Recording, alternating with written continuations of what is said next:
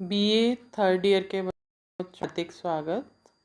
बच्चों, मैं अलका जैन राजकीय महाविद्यालय किशनगढ़ से। गत कालांश में बच्चों हमने पढ़ा हरिगोत कवि मैथिली शरण गुप्त कवि। अब हम शुरू करेंगे प्रसाद कवि। कवि प्रसाद का जो काव्य सौंदर्य है, आज हम उसकी चर्चा कर रहे हैं। आपके स्क्रीन के सामने उन काव्य सौंदर्य के मुख्य बिंदु हैं। हम इसकी विस्तृत चर्चा करेंगे। बच्चों, जयशंकर प्रसाद बहुमुखी प्रतिभा के धनी कवि थे। उन्होंने साहित्य के विविध क्षेत्रों में अपनी लेखनी चलाकर साहित्य की अविस्मरणीय सेवा की है। उनकी रचनाओं का श्री गणेश ब्रिज भाषा से होकर समय के प्रभाव में बहकर खड़ी बोली की ओर प्रभावित हुआ। खड़ी बोली उनकी लेखनी में पढ़कर परिष्कृत हुई, इसलिए प्रसाद जी का शब्द चयन भी अद्वितीय है। प्रसाद जी छायावाद के प्रमुख उन्नायक कवि के रूप में स्मरण किए जाते हैं। छायावादी काव्य का समस्त भाव सौंदर्य और कला वैभव उनकी काव्य रचनाओं में अपने समुन्नत एवं समुज्ज्वल रूप से वर्तमान है। उनकी प्रारंभिक रचनाओं में आंसू, झरना और लहर उल्लेखनीय काव्य रचनाएं हैं। कामायनी तो प्रसाद की रचनाओं में ही नहीं बल्कि समस्त आधुनिक हिंदी काव्यों में सर्वश्रेष्ठ स्थान का अधिकारी महाकाव्य है। प्रसाद ने ऐतिहासिकता को आधार बनाकर इस महाकाव्य में दर्शन और काव्य का अद्भुत सामंजस्य किया है। इसमें मनु, श्रद्धा और ईड़ा के माध्यम से कवि ने मानवता के विकास की कथा को वर्णित किया है। प्रसाद के ऐतिहासिक नाटकों के अंतर्गत आए गीतों का भी काव्यत्व की दृष्टि से विशिष्ट महत्व है। इनकी कविताओं को हम इस तरह से विभाजित कर सकते हैं। पहले प्रकार की इनकी कविता है रहस्यवादी भावनाओं की। दूसरी है प्रेम भाव से पूरित कविताएं। तीसरी ऐतिहासिक पृष्ठभूमि और राष्ट्रीय भावनाओं से युक्त कविताएं। चौथी मर्म भेदिनी इंद्रिय जालिक कविताएं। प्रसाद जी के काव्य को हम भाव पक्ष और कला पक्ष दोनों ही दृष्टि से देखेंगे। भाव पक्ष का संबंध काव्य के अनुभूति या हृदय पक्ष से होता है। प्रसाद प्रेम और सौंदर्य के कवि हैं। उनके काव्य में प्रेम और सौंदर्य का उज्ज्वल स्वरूप देखने को मिलता है। उनका प्रेम अथवा श्रृंगार स्थूल एवं शारीरिक न होकर सूक्ष्म आंतरिक है। उनके काव्य में इस प्रकार हम उनकी विशेषताओं को देख सकते हैं। पहला बिंदु आता है प्रेम भावना। प्रसाद का काव्य प्रेम व सौंदर्य से पूरित है। इसमें रीतिकालीन काव्य की सरसता और मादकता थी और पावनता की वह दिव्य ज्योति भी थी जो नवीन पीढ़ी को ग्राह्य थी। प्रेम को प्रसाद ने सृष्टि की मूल प्रेरणा तथा जगत की प्रथम संचालिका शक्ति माना है। प्रेम शक्ति को वर्णित करते हुए कवि ने कामायनी में कहा भी है, यह लीला जिसकी विकस चली वह मूल शक्ति थी प्रेम कला, उसका संदेश सुनाने को संस्कृति में आई वह अमला। जीवन का ये स्रोत प्रेम साहित्य का भी प्रमुखतम प्रेरक है।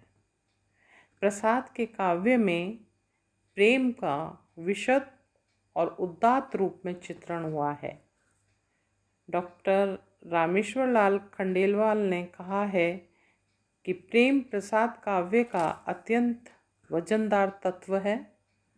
प्रसाद के प्रेम निरूपण को देखकर उनकी अनुभूति की तीव्रता, हृदय की विदग्धता, भाव विचार की उदात्तता, कल्पना की रमणीयता और शैली की प्रौढ़ता व मौलिकता से प्रभावित होना नहीं रहा जा सकता। प्रसाद की प्रेम संबंधी धारणा रसवादी कवि की मौलिक विचारधारा है। वे न तो तप को ही जीवन का सत्य मानते हैं और न ही विलासिता का समर्थन करते हैं। कामायनी में इस विचारधारा का प्रतिपादन है। प्रसाद जी ने नारी और प्रकृति दोनों का सौंदर्य अंकित किया है। उनके सौंदर्य चित्रों में स्थूलता और अश्लीलता का भाव है।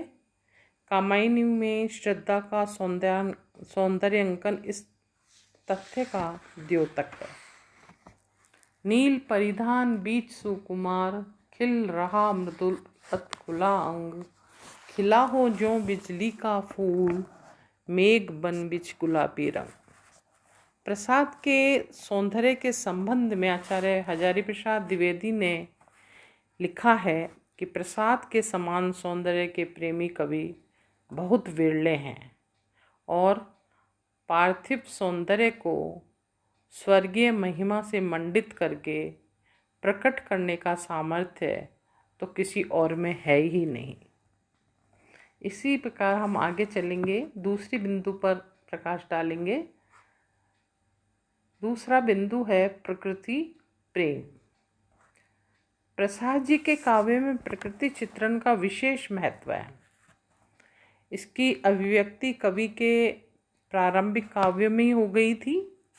यही प्रकृति प्रेम आगे विकसित होता चला गया था। चित्रधारा से लेकर कामायनी तक प्रसाद के समस्त काव्य में प्रकृति के विविध आयाम और रूप हैं। उन्होंने प्रकृति को आलंबन, उद्दीपन, मानवीकरण, रहस्यात्मक, उपदेशिक, अप्रस्तुत विधान, संवेदनात्मक आदि विविध रूपों में प्रस्तुत किया है। वस्तुतः प्रकृति प्रसाद के काव्य के समस्त सौंदर्य का प्राण है।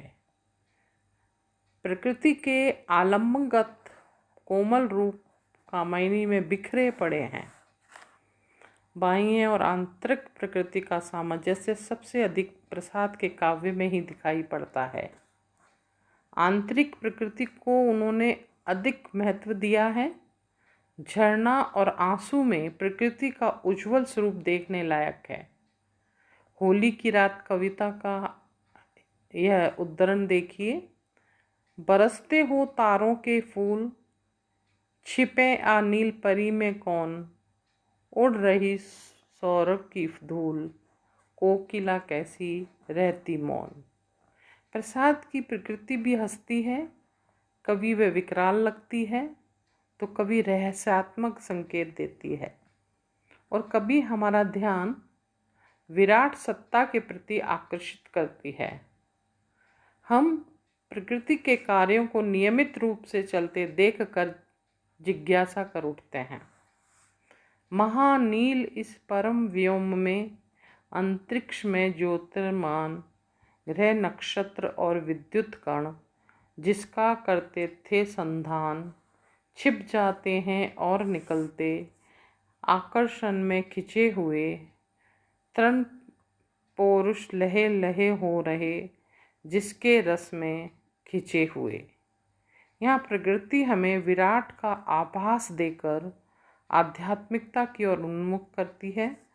कामायनी में प्रकृति का मानवीय रूप बिल्कुल स्पष्ट हो गया है। कामायनी में प्रकृति रमणीय श्रृंगार भी करती है। अगला तत्व है राष्ट्रीय भावना।